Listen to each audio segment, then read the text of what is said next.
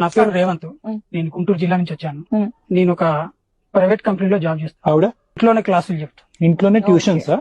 4 సంవత్సరాల నుంచి మాకు పిల్లలు లేరు. ఈ మధ్య తనకు ప్రెగ్నెంట్ అయింది. ఓకే, అందులో ఆశ్చర్యం ఏమైంది మేడం, నాకు తన మీద అనుమానం ఉందండి కొంచెం. అమ్మ ప్రెగ్నెన్సీ ఎవరి ద్వారా వచ్చింది ఏమైనా చెప్పగలరా, లేకపోతే మమ్మల్ని కనిపెట్టమంటారా?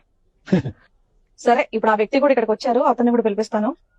అమ్మ Ramesh, madam second year. Sir, వీడు మా ఇంటికి ట్యూషన్ కి వచ్చేవాడు సార్ ఇంత ముందు. నీ కడుపులో ఉన్న బిడ్డకి తండ్రి ఇతనేనా?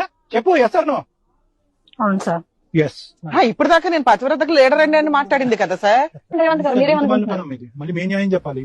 తను చేసింది తప్పే, కానీ తను నాకు కావాలి మేడం. మగవాళ్ళు మంచి మనుషులు.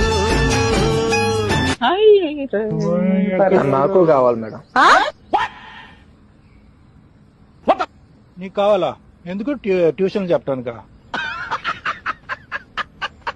నీతో పాటు చాలా మంది ట్యూషన్ చెప్తుంది ఆవిడ. ఏ ట్యూషన్ చెప్తే అర్థమవుతుందిగా.